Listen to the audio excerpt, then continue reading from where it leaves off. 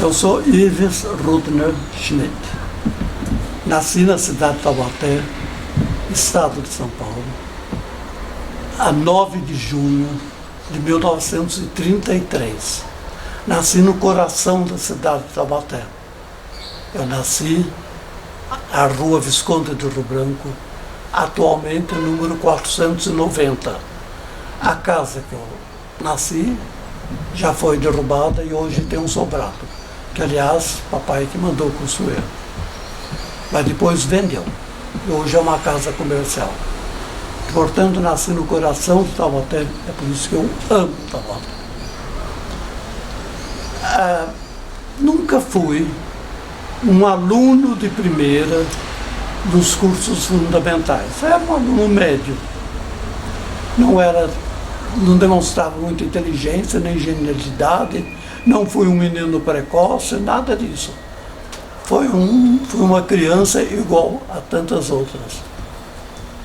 Mas, a princípio, quando criança, eu queria ser padre. Tinha uma vocação religiosa incrível, que permanece até hoje, com meus quase 83 anos de idade.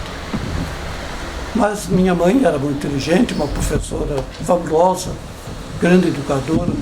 Ela dizia, eu não vou deixar você ser padre, porque é uma vocação e padre tem que ser padre mesmo.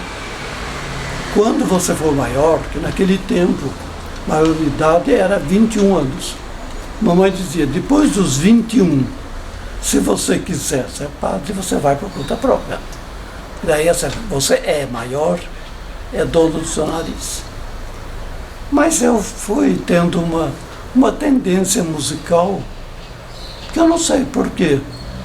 Contavam meus avós, meus tios, que eu era pequenininho, era levado a várias casas de Taubaté e cantava as músicas. E o mais curioso é que eu sabia o nome do intérprete e do compositor. Isso era estranho. Como é que uma criança sabe? Mas eram músicas populares da época. E eu cantava, botava na mesa, eu cantava e não era inibido, nunca fui inibido. O tempo foi passando, a mamãe gostava muito de artes, a mamãe escrevia poesias, a mamãe pintava quadros, desenhava muito bem, arriscava tocar violino. Estudou um pouco de piano com a dona Escolástica Vieira, aqui em Taubaté, porque mamãe não é taubatena de nascimento. Mamãe nasceu no ABC, São Paulo. O papai é taubatena de nascimento. E aí nasceu a primeira filha, minha irmã mais velha, que hoje é falecida. E a mamãe comprou um piano para ela estudar piano. Me lembro perfeitamente que era um Gaveau, piano Gaveau francês. Minha irmã odiava estudar piano. Tinha pavor por música. Quando chegava a visita, ele dizia, vai tu Ianés, vai tocar uma música. Quando via Ianés, ele tinha fugido de casa, só para não tocar piano. E a irmã começou a estudar piano com 6 anos de idade. Chegou a se formar no conservatório. Mas entregou o diploma para a mamãe e disse, mamãe, é isso que a senhora quer? Toma de presente. Levou o piano para a casa dela, um outro piano novo, mas nunca mais tocou piano. Adorava ouvir. Tem gente que nasce para ouvir e tem outros que nascem para tocar. Todos somos importantes. Bom, porque o artista precisa de plateia e a plateia precisa de música, então somos todos importantes.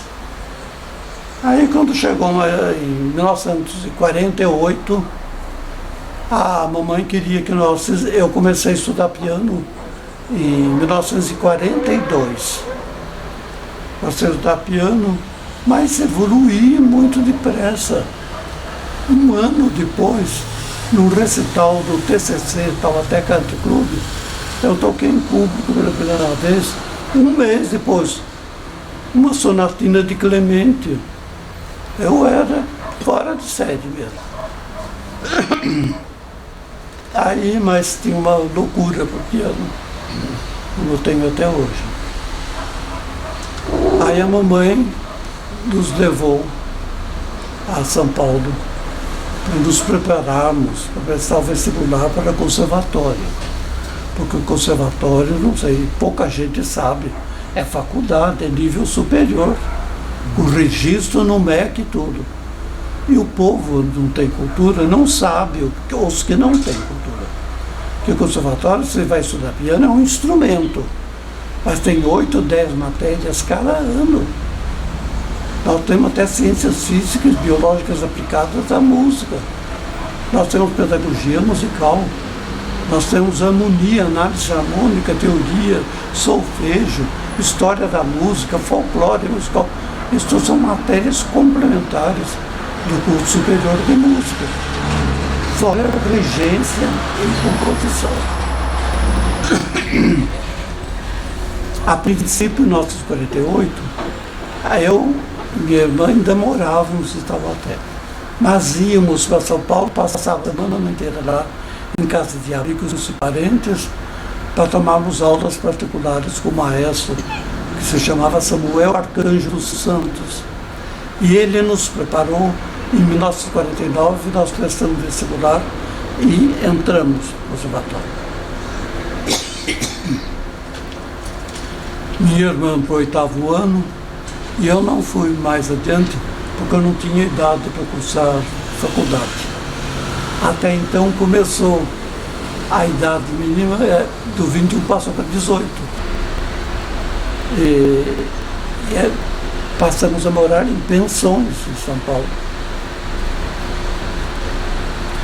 Até então, eu em Taubaté, antes de mudar, toquei muito em Taubaté. Menininho, pequeno, 13, 12, 13 anos. Eu comecei com 9, mas eu acho que até com 10. Eu me lembro que eu era menino, fui levado ao primeiro lugar fora da Taubaté que eu toquei, foi em Caçapava. Lá houve um desfile de modas naquela época. Eu fui o pianista acompanhante para as moças desfilarem. Depois, no Vale Paraíba, eu fui para a cidade de Cruzeiro para tocar. Eu tinha conhecidos dele estar na Rádio Mantiqueira de Cruzeiro. É uma das rádios mais importantes até hoje do Vale do Paraíba. E eu tenho as declarações de tudo daquela época. E além do mais, os jornais da época noticiavam muito esses acontecimentos artísticos. E eu sempre fui muito mencionado. Depois mudei então para São Paulo e fiz o Conservatório Dramático e Musical de São Paulo, que era com a Escola Nacional de Música do Rio de Janeiro, as duas melhores escolas de música do Brasil. No meu conservatório passaram compositores como Camargo Guarnieri, Francisco Lione, Mário de Andrade, gente fantástica, famosos, que infelizmente hoje já morreram. Eu fiz este conservatório dramático musical, depois tive 2 anos de especialização lá, se chamava curso livre de virtuosidade. Hoje isso é chamado de pós-graduação. E aí um concurso de piano entre os formandos do curso livre de piano, virtuosidade, eu peguei o primeiro lugar. Se chamava Medalha de Ouro no conservatório dramático e musical. Dali, um maestro do Vale do Paraíba, que se chamava João Batista Julião, me parece que é da cidade de Silveiras, criou em São Paulo o Conservatório Paulista de Canto Orfeônico. E tinha validade do nível de, eu não sei como é que chama hoje, clássico científico normal. Valia isso. Depois passou a nível universitário também. Aí eu fiquei com 2 diplomas de nível universitário. um de música, instrumentos e materiais complementares, o outro de instrumentos e regência coral. Conservatório Paulista de Canto Orfeônico. Me formei, graças a Deus, também por lá. Aí eu comecei a me projetar artisticamente, não só em São Paulo, mas um pouco no Brasil também, como pianista, porque como mencionei no início, o meu instrumento é e foi piano. Aí tive um certo prestígio. Aí fui criado em São Paulo, onde eu morava, porque passei a residir em São Paulo. Minha irmã terminou o conservatório e voltou para Taubaté. Eu não quis voltar mais, gostei de São Paulo, como até hoje. E fiquei morando na capital. Tocava em tudo quanto era lugar. Não cobrava. E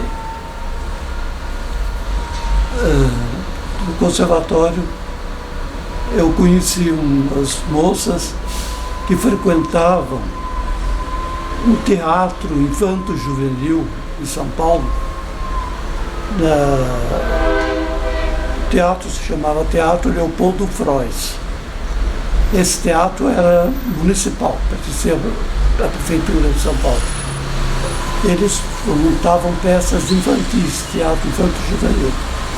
O diretor era um grande radialista, que naquele tempo era rádio, ainda estava nascendo a televisão, no 50, 51, por ali. Ele se chamava Carlos Cotrim, era diretor do teatro e artista também, fez vários filmes, era do Rio, mas se transferiu para São Paulo. Em São Paulo ele foi contratado para a BBC de Londres. Depois também já é falecido. Quase todos eles já estão falecidos. Aí eu fiz a faculdade de Direito, prestei exame na ordem dos advogados, sou advogado, agora pedi afastamento por causa da idade. Fiz pedagogia, faculdade de pedagogia, sou pedagogo, deixei também porque me aposentei. Fiz os 2 de música. Além desses, eu fiz um curso em Santiago do Chile, na Universidade do Chile, sobre a música de Wagner e Nietzsche, o maior compositor chileno da época. Creio que já faleceu, se chamava Domingos Santa Cruz. Fui o primeiro bolsista da Fundação Gulbenkian de Lisboa e fiquei morando 6 meses em Lisboa. Foi o primeiro bolsista estrangeiro, porque era uma fundação cujo proprietário é um senhor armênio, multimilionário, e criou em Portugal essa fundação Alonso Gulbenkian. E eu morava na Alemanha e depois pedi a possibilidade de fazer um curso. E veio resposta dizendo que não aceitavam estrangeiros. Mas no meu caso eles aceitariam e eu ganhei a bolsa. Porque o que eu queria estudar era a relação folclórica entre a música brasileira e a portuguesa. O que nós brasileiros herdamos musicalmente de Portugal. Eu fiz uma tese e apresentei a eles. Fiquei 6 meses lá com ele. E tive como orientador 3 grandes personalidades da música portuguesa. Um, na época, era o maior compositor português.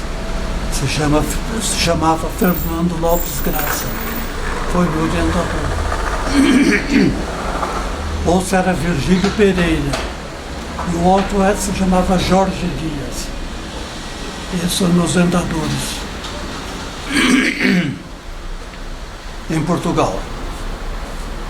Quando eu morava na Alemanha, porque daí de São Paulo eu resolvi fazer especialização na Alemanha em música. E não tenho mais parentes. Agora tenho, de volta.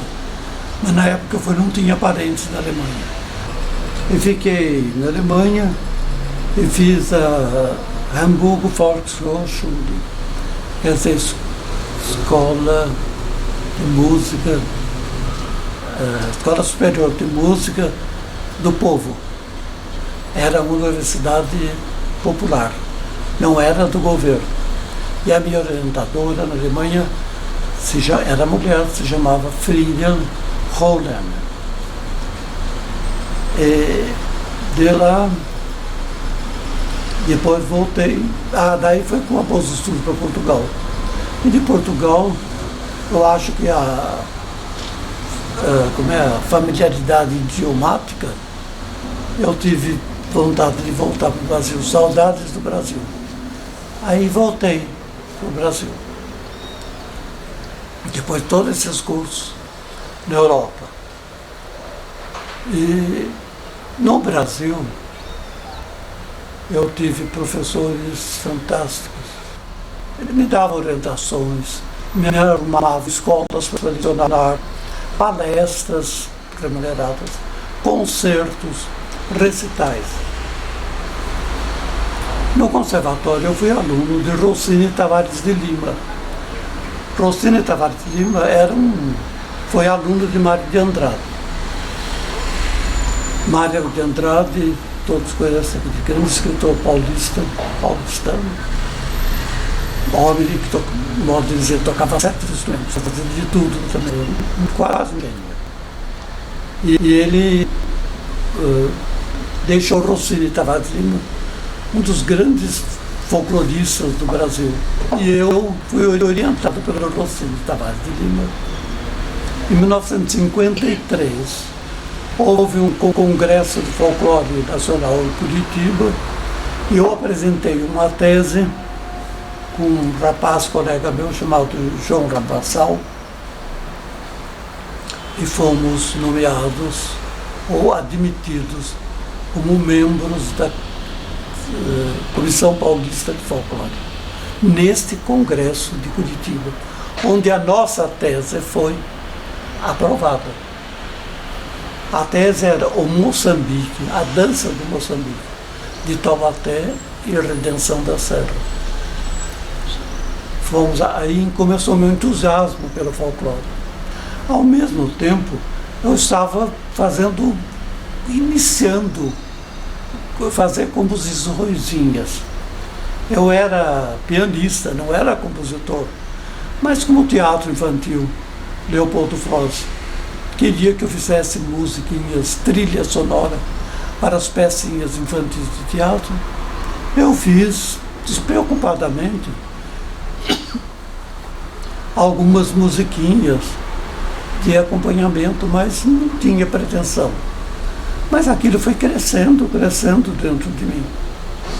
E em 1954, a Comissão dos Festejos do Quarto Centenário de São Paulo nomeou o maestro Mozart Camargo Arnieri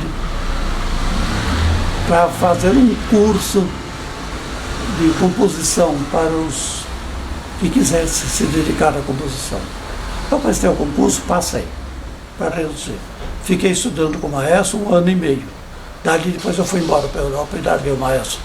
Mas eu fui aluno de Camargo Arnieri em composição, em São Paulo. Ao mesmo tempo, eu fui estudando orquestração. Desde 1950, eu fiquei gostando de fazer composição, mas poder orquestrar também. Daí eu estudei com um maestro alemão, em São Paulo, se chamava Conrado Bernhardt. Ele fez trilhas sonoras para vários filmes aqui no Brasil. Isso eu não sabia, só descobri depois. Estudei orquestração com ele. Então, o piano principal professor em São Paulo foi Samuel Arcanjo. Aqui em Taubaté recebi aulas uma senhora que se chamava Maria do Carmo Lins Prado. Era conhecida na época da Taubaté, se chamava pelo apelido de Carmencita. Dona Carmencita, foi minha professora aqui em Taubaté. Quando Dona Carmencita ela era amazonense, veio de Manaus morar em Taubaté. Ela tinha os parentes no Rio e em São Paulo. Ela tirava as férias de julho e de dezembro e visitava o Rio e São Paulo. Aí eu fui aluno da dona Escolástica Vieira, que era tida como a mais perfeita, melhor professora de piano de Taubaté, que era paulistana também. Aí estudei com elas duas. Aí em São Paulo, Samuel Arcanjo para a Europa, depois eu procurei a América Latina, eu só não conheço as Guianas e o Equador. O resto todo, até o Canadá, eu fui conhecendo recitais de piano, ou entrevistas radiofônicas, ou por televisão, ou exposições de artigos típicos e folclóricos brasileiros, palestras e programas e muitas atividades artísticas. Eu me prendia mais no setor musical e folclore do Brasil.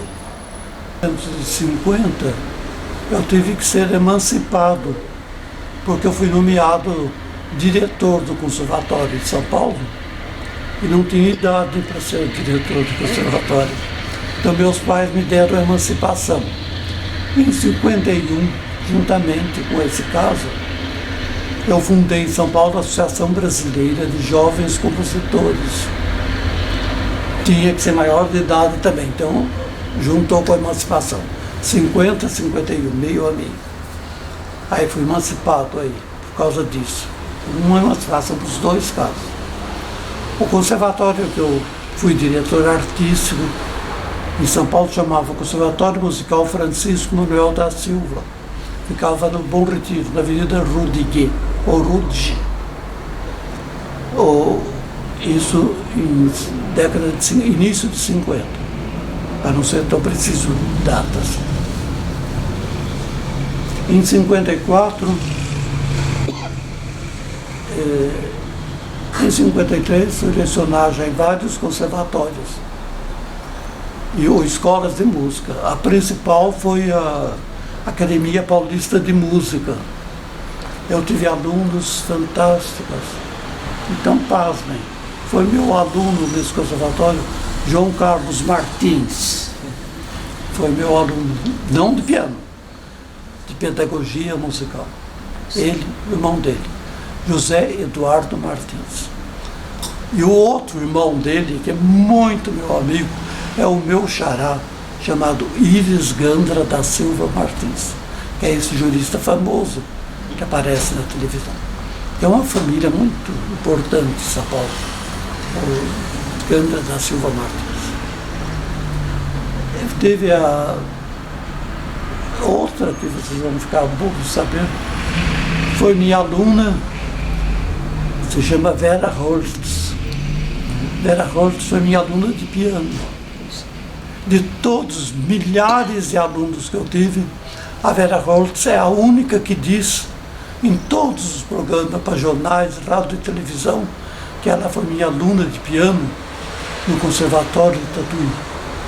Eu fui 7 anos professor no Conservatório de Tatuí, de 64 a 71. E lá a Vera Holtz foi minha aluna em piano, era de Tatuí. Eu fui catedrático de piano lá, por concurso de títulos. E aí meu nome foi se projetando muito. Como compositor de pecinhas simples para o teatro infanto-juvenil, eu tive um grande amigo, que é um dos maiores amigos meus,